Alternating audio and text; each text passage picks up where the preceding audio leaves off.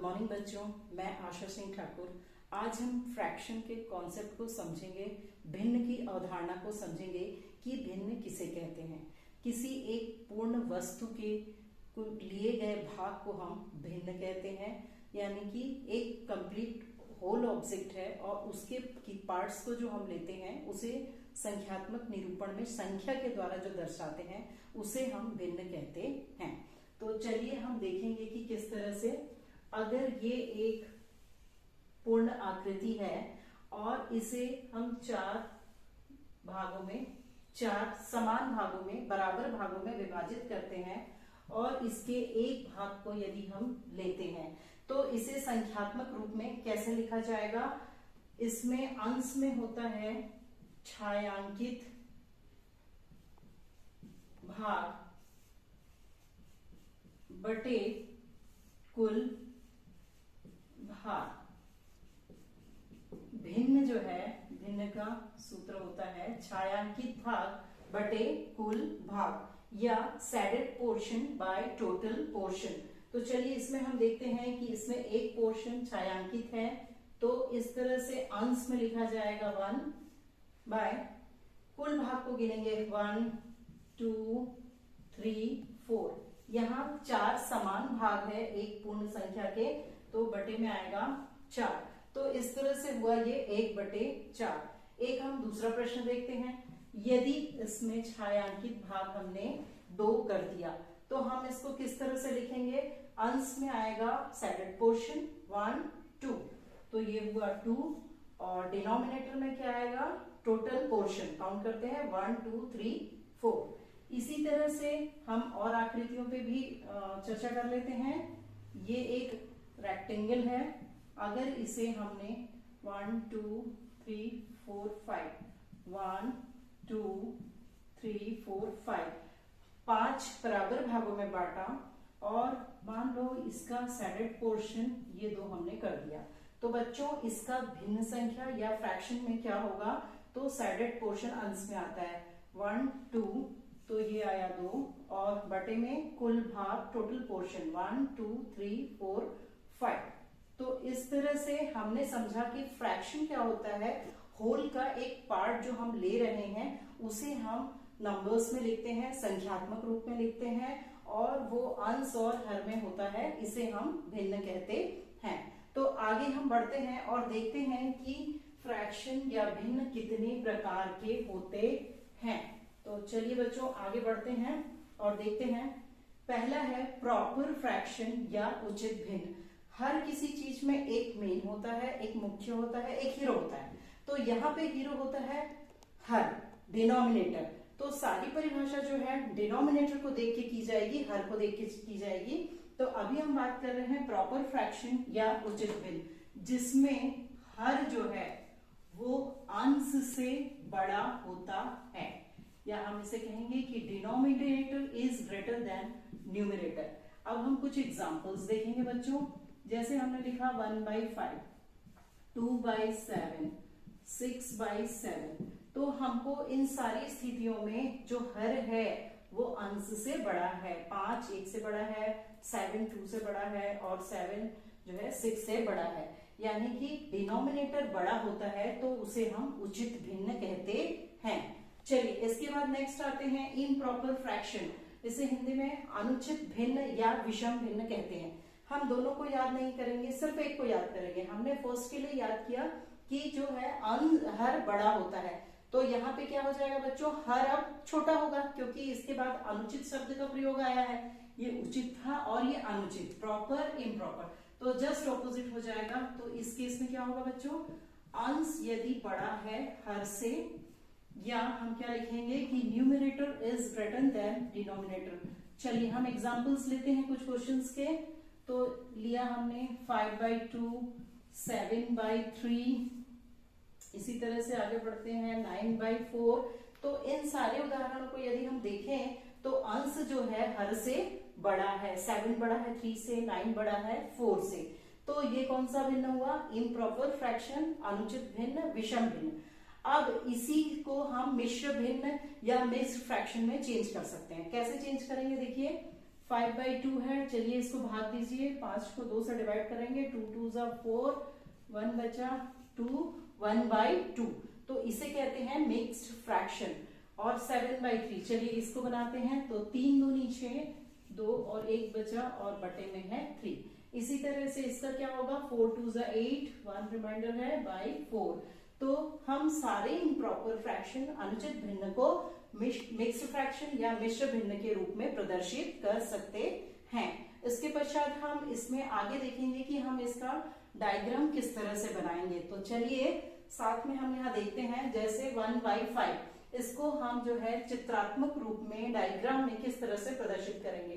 तो यहाँ पे आ जाएगा 5 बराबर भाग में हम किसी भी ऑब्जेक्ट को लेंगे, 1 2 3 4 5, और अंश जो है वो सैडेड पोर्शन को बताता है। एक पोर्शन हमने ऐड इस तरह से सैडेड कर दिया, तो ये इसको हम इस तरह से, और बाकी इसको भी इसी प्रकार से आप लिखेंगे।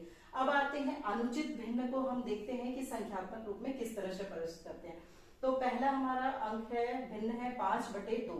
तो पहले इसे हम मिश्र भिन्न में बदलेंगे, 2 सही 1/2।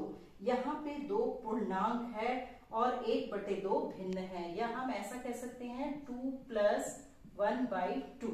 तो बच्चों इस स्थिति में क्या होगा कि हम 3 समान आकृति के पूर्णांक या वस्तु लेंगे, और 2 इसमें पूर्ण है, 2 इसमें पूर्ण है क्योंकि 2 जो है पूर्ण नंबर है, तो हम इसको पूर्ण को शेडेड कर देंगे। और तीसरा क्या है, यहाँ पे कह रहे हैं 1/2, 1/2 यानी कि इसके 2 बराबर हिस्से हैं और उसमें से एक छायांकित है, तो 1 + 1 + ½ तो इस तरह से इसका चित्र किस तरह से बनाएंगे, 2 + 1/2, 2 पूरे पूर्णांक होंगे और ये आधे में होगा। ये जो हम गोलाकृति में बना रहे हैं, कहीं रेक्टेंगल में बना रहे हैं, आप किसी भी आकृति का चयन कर सकते हैं, लेकिन जरूरी ये है कि जो अब हम बांटेंगे वो दोनों बराबर भाग में बांटना चाहिए। उसके बाद चलिए नेक्स्ट आते हैं लाइक फ्रैक्शन, समहर भिन्न। ऐसे भिन्न जिनके हर जो है, हमने पहले ही बताया है कि यहाँ पे जो है हर जो है वो मेन है, वो मुख्य है, वो हीरो है, तो उसी पे फोकस करते हुए सबको हम याद करेंगे। लाइक फ्रैक्शन जिसके हर समान हो, 1/3, 2/3, 5/3, 6/3, इस तरह से हम देख रहे हैं कि सारे के जो हर हैं वो समान आ रहे हैं, तो ये कहलाएगा समहर भिन्न या लाइक फ्रैक्शन। उसके बाद चलते हैं अनलाइक फ्रैक्शन, तो ये इसका जस्ट ऑपोजिट हो जाएगा। इसमें क्या होगा कि अंश समान होंगे, तो अंश समान होंगे 3/5, अंश सारे हम समान लेंगे और हर में हम कोई सी भी संख्या ले लेंगे इस तरह से। तो जिनके हर जो है अंश समान होते हैं वो अनलाइक फ्रैक्शन या विषम, अनलाइक क्योंकि यहाँ लाइक तो सारी चीजों में हर को करना है क्योंकि हर यहाँ मुख्य है। इसके बाद हम 6 देखेंगे यूनिट फ्रैक्शन, यूनिट फ्रैक्शन या एकक भिन्न। तो इसका क्या अर्थ होता है, इसका हम एक एग्जांपल देखेंगे।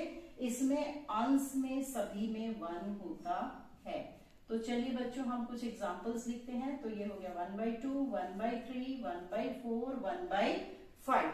इस तरह से यहाँ हमने देखा कि यूनिट फ्रैक्शन कैसे लिख रहे हैं। अब नेक्स्ट देखते हैं 6th इक्विवेलेंट फ्रैक्शन या समतुल्य भिन्न। हम समतुल्य भिन्न किसे कहेंगे, अगर एक भिन्न हमारे पास 3/5 है तो अगला होगा 6/10। हम इसको आगे बढ़ेंगे और इसको अगर मानक रूप या स्टैंडर्ड फॉर्म में इनको बदलते हैं भाग देके, तो ये वापस इसी रूप में आ जाएगा।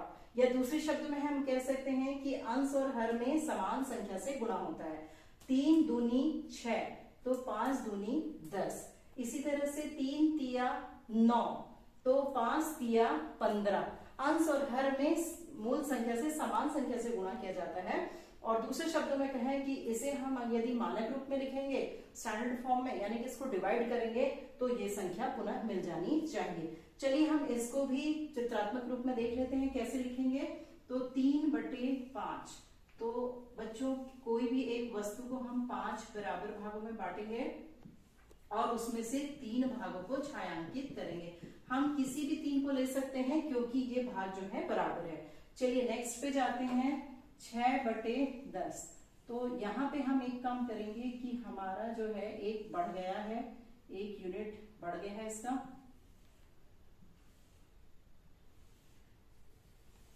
तो 6/10, 1 2 3 4 5 6 अंश जो है वो छायांकित भाग को बताता है और हर है वो कुल भाग को बताता है। तो कुल कितने हुए?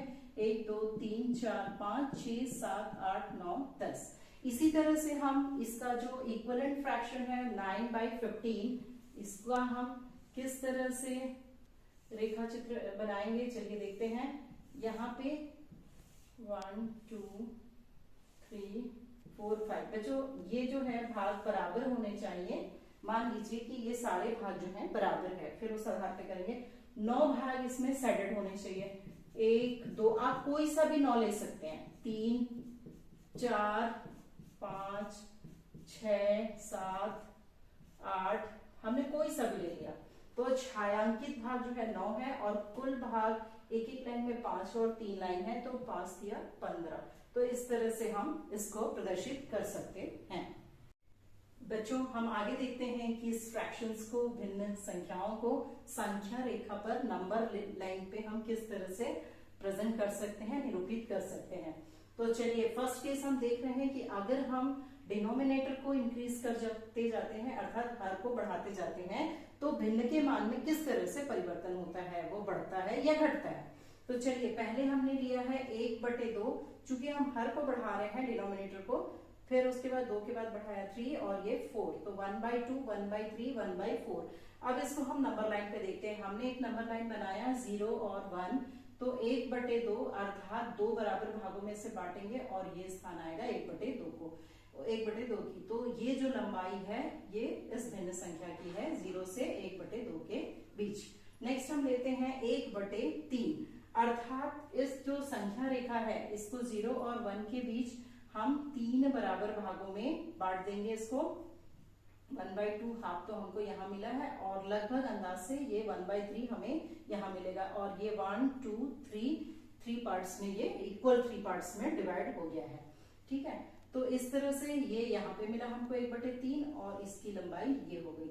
अब हम इससे इसकी तुलना करेंगे तो ये इसकी लंबाई कम हो गई, अर्थात डिनोमिनेटर का मान जब बढ़ता है, डिनोमिनेटर का मान जब बढ़ता है तो भिन्न का मान जो है वो कम होता जाता है। अगला नेक्स्ट हम देखते हैं 1/4 के लिए।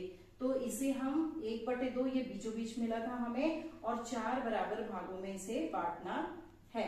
तो 1/4 लगभग यहाँ पे मिलेगा हमको, और इसका मान यहाँ और कम हो गया। तो ये हमें निष्कर्ष निकला कि हर बढ़ाने पर जो भिन्न है उसका मान जो है वो कम होता जाता है।